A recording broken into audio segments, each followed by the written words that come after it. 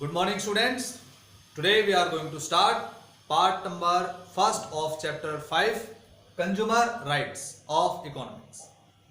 This is the last chapter of economics, and today we are going to start the first video of this chapter. The name is Consumer Rights. Consumer rights means the rights of consumers. अब इससे आगे जाने से पहले हमें पता होना चाहिए कि कंज्यूमर क्या होता है. कंज्यूमर, आपने ये वर्ड बहुत बार सुना होगा. Consumer rights, consumer awareness, consumer protection, consumer movement. So many times you have listened these kinds of words. What is consumer? Who is consumer?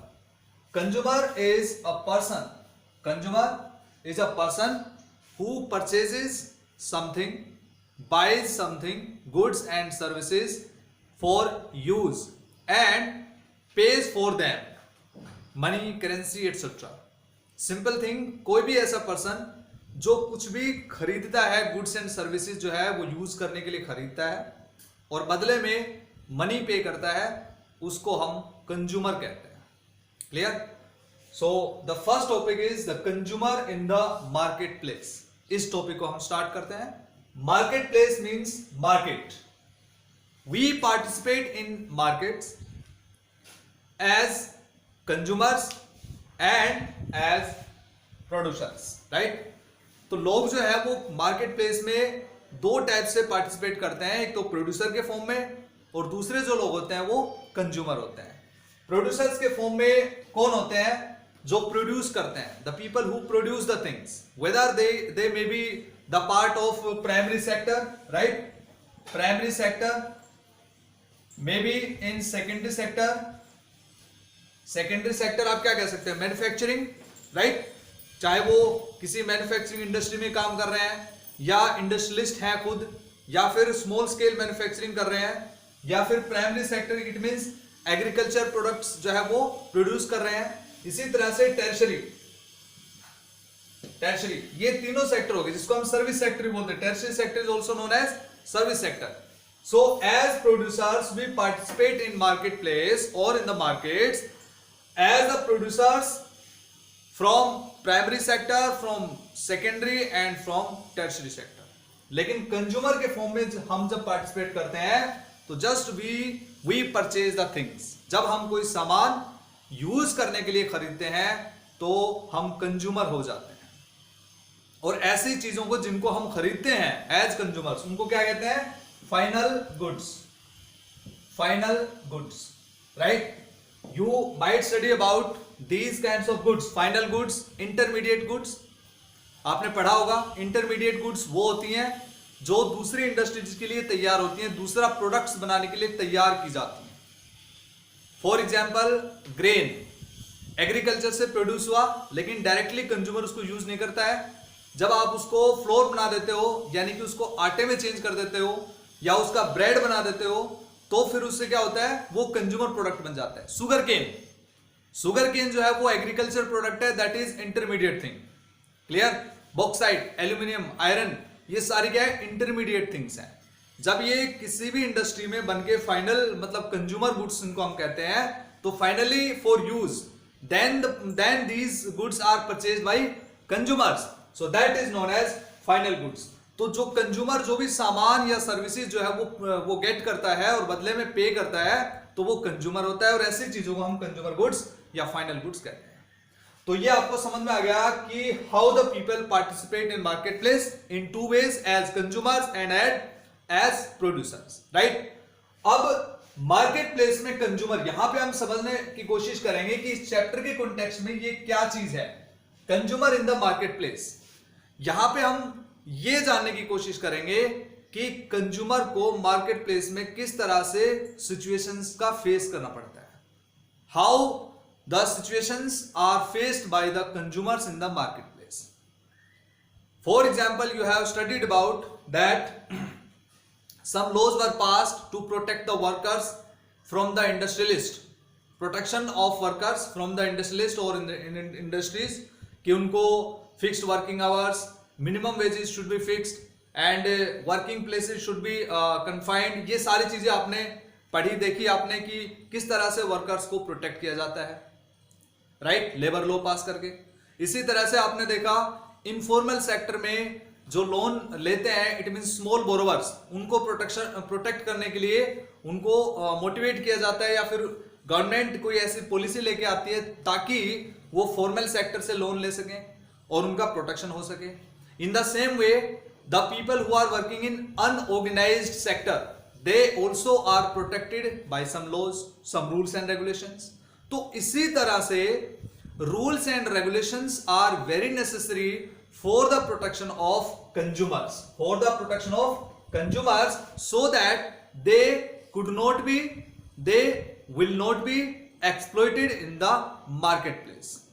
यानी कि कंज्यूमर्स को मार्केट में जो शोषण यानी कि एक्सप्लॉइटेशन का जो सामना करना पड़ता है, उससे बचाने के लिए भी रूल्स एंड रेगुलेशंस की जरूरत होती है। तो रूल्स और रेगुलेशंस कौन से आए, क्या चेंजेस आए, कंज्यूमर मूवमेंट में क्या हुआ, ये सब हम बाद में जानेंगे। पहले हम देखते हैं कि how the consumers are exploited in the market place.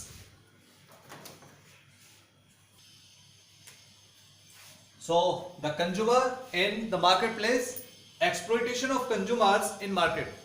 हम देखते हैं कि मार्केट में कंज्यूमर्स का एक्सप्लॉइटेशन कैसे होता है। These are the ways, major ways in which consumers are exploited in the marketplace। देखो सबसे पहले आता है adulteration, right? adulteration क्या होता है? जब कोई भी प्रोडक्ट होता है उसकी क्वालिटी जो इंफीरियर कर दी जाती है, उसमें कुछ मिला दिया जाता है। For example, you are getting 80 rupees per KG rice, right, but is some poor quality rice is mixed, clear, in the particular rice which you are purchasing। तो उसके लिए आप पैसा कितना दे रहे हैं, 80 rupees, but you are being provided with the poor quality rice by the shopkeeper। this is the adulteration। यानी कि किसी भी चीज में जब हम मिलावट कर देते हैं और पुअर क्वालिटी का सामान आपको दिया जाता है, दैट इज कॉल्ड अडल्ट्रेशन। उसमें आप पैसे आपके पूरे खर्च हो रहे हैं लेकिन आपको सामान बहुत ही घटिया क्वालिटी का मिल रहा है। So this is the adulteration and this is a very common kind of exploitation of consumers in the marketplace, और commonly आप इसको देख सकते हैं। दूसरा आता है डुप्लीकेट आर्टिकल्स। जो सामान आप खरीद रहे हैं उसी के जैसा दूसरा आर्टिकल जो उससे अच्छी क्वालिटी का नहीं है, जो उससे पुअर क्वालिटी का है और सेम वैसा का वैसा आपको दिखता है, that is called duplicate article. और यह कहते हैं कि उससे भी बहुत घटिया क्वालिटी का आर्टिकल आपको दिया जाता है। Specifically these kinds of things are provided by the shopkeepers in electronic items, right, and other kinds of items also। तो डुप्लीकेट आर्टिकल जब आपको दिया जाता है तो वही चीजें आप ओरिजिनल के पैसे दे रहे हैं लेकिन आपको डुप्लीकेट आर्टिकल दिया जाता है, तो आपका एक्सप्लॉइटेशन हो रहा है। Third one is under measurement, कम सामान दिया जाता है। आप 1 kg ले रहे हैं लेकिन आपके सामने धोखा देके आपको आपकी आंखों के सामने धोखा दिया जाता है और आपको अंडर वेट सामान दिया जाता है। अंडर मेजरमेंट इसको हम कहते हैं, राइट। जैसे आपने 2 kg शुगर लिया लेकिन आपको 2 kg की जगह 1 kg और 900 ग्राम जो है वो शुगर दी गई, लेकिन आपके सामने वेट करके दिखाया कि 2 kg है। So this is called under weight और under measurement. Next one is false information. Sometimes false information is being provided by the shopkeepers and retailers and most of the times by company also regarding MRP, regarding expiry date, regarding the quality of product, clear। कई बार तो ऐसा होता है कि false information के चलते कई सारे वेजिटेरियन पीपल को नॉन वेज खाना मिल जाता है। Sometimes this thing is observed. इसी तरह से आप कुछ सामान खरीदना चाहते हैं, फॉल्स इंफॉर्मेशन की वजह से आप दूसरा सामान खरीद लेते हैं, तो ये फॉल्स इंफॉर्मेशन से भी आपको झूठी बातें बता के अपना सामान वो आपको बेच देते हैं। सो this is the kind of exploitation. इसके बाद आते हैं आर्टिफिशियल स्कैर्सिटी। ये मार्केट का एक रूल होता है कि मार्केट में कोई भी सामान जब कम हो जाता है तो उसकी प्राइसेस बढ़ जाती हैं, right. Deficiency in the market, high prices lead to high prices. तो इसके लिए क्या करते हैं रिटेलर्स या फिर कंपनी वाले या फिर मार्केट जो होल्डर्स होते हैं, जिनको जो मार्केट को कंट्रोल करते हैं, वो क्या करते हैं, पावरफुल जो कुछ लोग होते हैं यानी कि जहां पे बहुत ज्यादा कंपटीशन होता है और पावरफुल प्रोड्यूसर्स होते हैं, वो क्या करते हैं आर्टिफिशियल स्कैर्सिटी करते हैं। What is the artificial scarcity? यानी कि बाजार में चीजों की कमी आना, स्कैर्सिटी, डेफिशिएंसी, कमी आना। और ये कैसी कमी होती है? Artificial. In fact there is no scarcity, in fact there is no deficiency, लेकिन वो जानबूझ के ये कमी क्रिएट कर देते हैं। कैसे करते हैं? वो बोलेंगे ये सामान खत्म हो गया, दूसरी दुकान पे जाओगे वो भी बोलेंगे सामान खत्म हो गया, और फिर जब वो खत्म हो गया और आपको बहुत ज्यादा जरूरत है, बाद में ये सामान आपको मिलेगा हाई प्राइसेस पे, राइट? ऐसा बहुत बार देखा जाता है and it is due to the black marketing. ये ब्लैक मार्केटिंग की वजह से होता है, जब सामान को स्टॉक कर लिया जाता है और जब बाजार में उसकी कीमत उसकी कमी आ जाती है तो ऑटोमेटिकली उसकी जो प्राइसेस है वो बढ़ जाती है, और इसके लिए हम कहते हैं कि ब्लैक मार्केटिंग से आर्टिफिशियल स्कैसिटी की जाती है। तो आर्टिफिशियल स्कैसिटी और black marketing both are interconnected, क्योंकि आर्टिफिशियल स्कैसिटी करने के लिए ब्लैक मार्केटिंग करनी पड़ती है। आपने कई बार देखा होगा टोमेटो के प्राइसेस बढ़ जाते हैं, पोटैटो के प्राइसेस बढ़ जाते हैं, ओनियन के प्राइसेस बढ़ जाते हैं। व्हाई? क्योंकि इनकी कोई वास्तव में कमी नहीं होती है, लेकिन क्या होता है कि इनको स्टॉक कर लिया जाता है, right? So that is called black marketing. इनको बहुत ही कुछ ही कम लोग जो है वो बहुत ज्यादा फॉर्म में इनको स्टॉक कर लेते हैं, बाजार में इनकी कमी हो जाती है और प्राइसेस बढ़ जाते हैं, और तब वो अपने सामान को निकालते हैं जब हाई प्राइसेस हो जाती है। So black marketing, after that high prices means more than MRP. आप बाजार में सामान खरीदने जाते हैं, आपने कोई भी प्रोडक्ट लिया, पैकेट के ऊपर आपने एमआरपी चेक किया, दिस इज 250 रुपीज, राइट? लेकिन आपसे शॉपकीपर क्या बोलेगा? 260 रुपीज दे दो, मोर देन एमआरपी। तो मोर देन एमआरपी तो हो ही नहीं सकता है, लेकिन आपसे बोला जाएगा कि ये टैक्स के 10 रुपीज जुड़ गए, या ट्रांसपोर्ट के जुड़ गए, या जीएसटी के ऐड हो गए, आपको बेवकूफ बना के और वो आपसे 10 रुपए ज्यादा ले लेगा। So this is one way to exploit the consumers in the market place. अब हम चलते हैं कि इस तरह का जब पूरा जो मार्केट प्लेस में जो कंज्यूमर्स का एक्सप्लॉइटेशन हुआ, तो उसके बाद क्या इंपैक्ट पड़ा। जब पुराने टाइम से ही कंज्यूमर्स का एक्सप्लॉइटेशन होता आ रहा था इन सभी वेज के अंदर, तो फिर क्या हुआ कि बहुत सारे ग्रुप्स जनरेट हो गए और इन ग्रुप्स ने मूवमेंट शुरू कर दिया, that is known as consumer movement. Consumer movement. So this consumer movement begins in the USA first, in the USA in 1960s and 70s। 1960 और 70 के दशक में ये यूएसए के अंदर कंज्यूमर मूवमेंट सबसे पहले शुरू हुआ, और इस तरह के इतने सारे ग्रुप्स वहां पे बन गए for the protection of the consumers की। इस तरह के जितने भी एक्सप्लॉइटेशंस कंज्यूमर के होते हैं उनको प्रोटेक्ट करने के लिए उन्होंने जो है वॉइस रेज करने स्टार्ट कर दी, और इसके लिए जो है 1985 में एक बड़ा स्टेप उठाया गया बाय द यूनाइटेड नेशन। तो इसके बारे में थोड़ा सा डिटेल से पढ़ते हैं। So the next topic is consumer movement. What is consumer movement? Consumer movement is an effort to protect the consumer rights और consumers through the social organizations, and these kinds of movements are led by some organizations, specific organizations which are known as consumer protection organizations, right? तो इसलिए हम उसको कहते हैं consumer movement, यानी कि consumers को प्रोटेक्ट करने के लिए जो भी एफर्ट्स किए जाते हैं और बड़े लेवल पे किए जाते हैं, and different groups and organisations are involved in this function, so that is known as consumer movement. और इस तरह की मूवमेंट की शुरुआत जैसे हमने बताया कि सबसे पहले यूएसए में हुई थी, और इसके लिए कंज्यूमर्स इंटरनेशनल, आपको याद रखना है नाम, इंटरनेशनल कंज्यूमर्स इंटरनेशनल का जो है एस्टेब्लिशमेंट किया गया। सो consumer international was set up on 1 अप्रैल 1960, आपको याद रखना है। इसके अंडर में बहुत सारे ग्रुप्स ने काम किया, and this is specially for campaigning the ways in which protection of consumers is means led by the groups.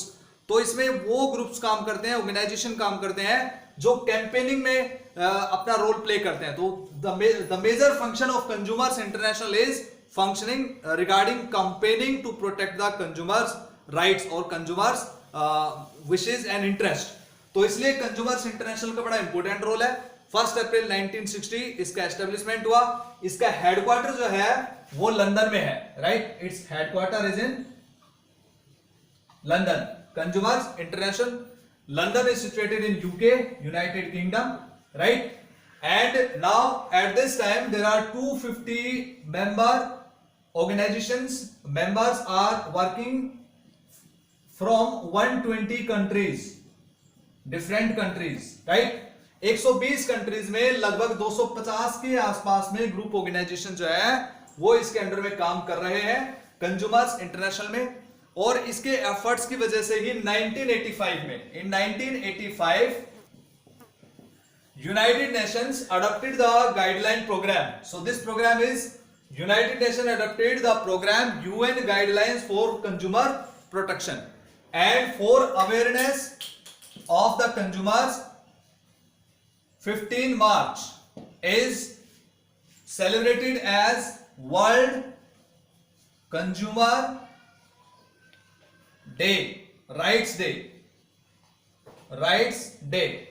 It is also called International Consumers Day. International Consumers Day. Specially UN Guidelines for Consumer Protection Act के according जो भी member Nations हैं United nation के, उन सबको ये जो है मैसेज दिया गया, इंस्ट्रक्ट किया गया उनको कि they should protect the consumer rights in their own countries by passing some laws, by making some rules and regulations, and by means encouraging the campaign by the organizations as well as international as well as the national consumers organizations.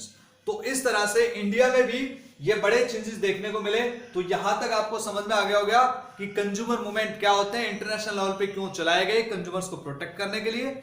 इसी तरह से consumers international का जो है setup किया गया, और फिर इसके बाद में इसका मेन काम कैंपेनिंग होता है for awareness of the consumers. After that we discussed about the UN guidelines for consumer protection. ये कुछ डेटाज आपको याद रखने हैं, और इंटरनेशनल कंज्यूमर्स डे भी आपको याद रखना है 15 मार्च 2020। 15 मार्च 2020 को कंज्यूमर राइट्स डे सेलिब्रेट किया गया, जिसका थीम क्या था, the sustainable consumer was the theme of World Consumer Rights Day 2020, right? तो आपको ये याद भी रखना है और अच्छे से आपको रिवाइज भी करना है। अब चलते हैं अगले टॉपिक की तरफ। Next topic is consumer protection act 1986। जैसे हमने पढ़ा till now that consumer movement started in the USA, and after that it was adopted by the United Nations in 1985. Then the instruction to the member nations was to pass the laws for the protection of the consumers in the member nations. So इसी series में India में consumer protection के लिए एक act पास किया गया on 24 December 1986. It is known as COPRA, Consumer Protection Act 1986. तो इस एक्ट के अकॉर्डिंग जो है 24 दिसंबर को पास किया गया during the government of Rajiv Gandhi. Rajiv Gandhi was the prime minister of India at that time, and it was the government of Congress. उस समय इसको पास किया गया था कंज्यूमर प्रोटेक्शन के लिए, और कंज्यूमर्स का एक्सप्लॉयटेशन रोकने के लिए इसको पास किया गया था। And it was the impact of the international consumer movement, जिसमें रॉल्फ नाडेर का काफी ज्यादा बड़ा कोऑपरेशन था। Rolf Nader was considered as the father of modern day consumer movement. Father of modern day consumer movement at the international level. Rolf Nader, he was the consumer protection activist. Clear? तो एक तरह से he advocated the consumer protection, and for this he propagated the things. He campaigned for the protection of the consumers in the USA. So he was from USA and he is considered the father of international consumer movement. अब आगे चलते हैं, कोपरा क्या था, ये consumer protection act क्या था। इसके अकॉर्डिंग मैं आपको बताता हूं, दो चीजें थी कंज्यूमर प्रोटेक्शन एक्ट में। दो चीजें इंपॉर्टेंट, आप ध्यान से सुने। एक था quasi judicial system, and another was consumer rights, right. Consumer protection act के अकॉर्डिंग इंडिया में कंज्यूमर्स के लिए दो सिस्टम किए गए, तो क्वेसी जुडिशियल सिस्टम था और दूसरा था consumer rights. It means consumers को कुछ राइट्स प्रोवाइड किए गए और एक क्वेसी जुडिशियल सिस्टम जनरेट किया गया। वो क्वेसी जुडिशियल सिस्टम क्या था, इसके बारे में पहले डिस्कस करते हैं। ये देखिए, ये क्वेसी जुडिशियल सिस्टम था। Consumer courts at district level इसको कहते हैं डिस्ट्रिक्ट कंज्यूमर कोर्ट या डिस्ट्रिक्ट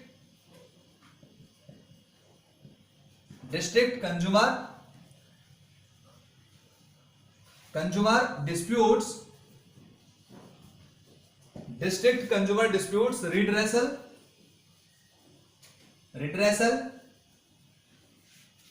फोरम। इसको आप याद रखेंगे, it is DCDRF, district consumer disputes redressal forum.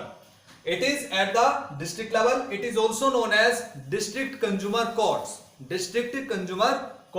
According to Consumer Protection Act, the amount was fixed up to 20 lakh rupees.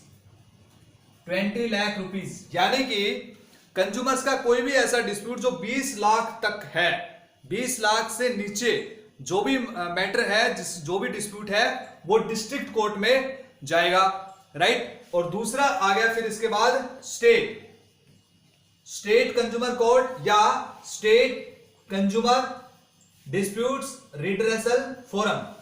इसमें जो था 20 लाख से ऊपर और 1 करोड़ से नीचे, 1 crore rupees, 20 lakh to 1 crore was the limit of the hearing the cases of this amount in state consumer court, also known as state consumer disputes redressal forum. Getting my point? तो ये आपका आ गया। इसके बाद आता है national consumer court, NCDRF, national consumer court, या फिर इसको हम ये भी कह सकते हैं national consumer disputes redressal commission. Clear? It is also known as commission. ये दिल्ली में है। National consumer court is situated in Delhi, new Delhi. इसमें जो अमाउंट था that was more than 1 crore rupees, 1 crore rupees, more than 1 crore rupees. तो आपको सिंपली समझ में आ गया क्वेसी जुडिशियल सिस्टम क्या था। क्वेसी जुडिशियल सिस्टम में डिस्ट्रिक्ट कंज्यूमर कोर्ट, जिसको हम DCDRF भी कहते हैं, इसमें 20 लाख तक का मामला सुना जाता था। स्टेट कंज्यूमर कोर्ट में 20 लाख से ज्यादा, 1 करोड़ से कम, और नेशनल कंज्यूमर कोर्ट में 1 करोड़ से ज्यादा का मामला इसमें सुना जाता था। अब जो है ये थोड़ा चेंज हो गया है। क्यों चेंज हो गया है? एक और एक्ट इसमें अमेंडमेंट हो गया है, इसको कहते हैं कोपरा 2019। It means consumer protection act 2019। इसमें कुछ चेंजेस कर दिए गए हैं, अमाउंट में चेंज हो गया है। ये आपको ध्यान से सुनना है क्योंकि ये अपडेटेड है। अमाउंट में क्या चेंज हुआ है? डिस्ट्रिक्ट लेवल पे पहले कितना था? 20 लाख तक था, अब कितना हो गया? 1 करोड़, राइट, 1 करोड़ हो गया। इसके बाद में स्टेट कंज्यूमर कोर्ट में पहले कितना था? 20 लाख से 1 crore, and now 1 crore to 10 crore. और नेशनल कंज्यूमर कोर्ट में पहले कितना था?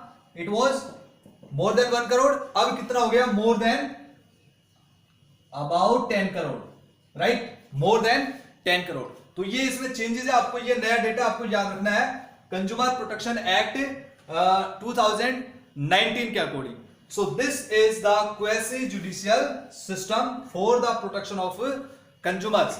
ये आपको याद रखना है कि इंडिया में national consumers day celebrated on 24 December, international consumer day is celebrated on 15th March, and Consumer Protection Act was passed in 1986. Quasi judicial system, district consumer court, state and national consumer court. National consumer court और commission जो है वो that is situated in new Delhi. District consumer court her district headquarter में होता है। State consumer court जो है वो हर स्टेट में कैपिटल में होता है, कैपिटल हेडक्वार्टर में होता है। और ये जो है इसमें डिस्प्यूट्स के जो अमाउंट है वो हमने आपको बता दिया है। इसके बाद आता है consumer rights according to consumer protection act. ये हम अगले वीडियो में डिस्कस करेंगे। I hope that you understood till now all the topics. You have to revise and try to make the notes, right? And if you have any doubt, you can ask me by writing in comment box. Thank you. Have a nice day.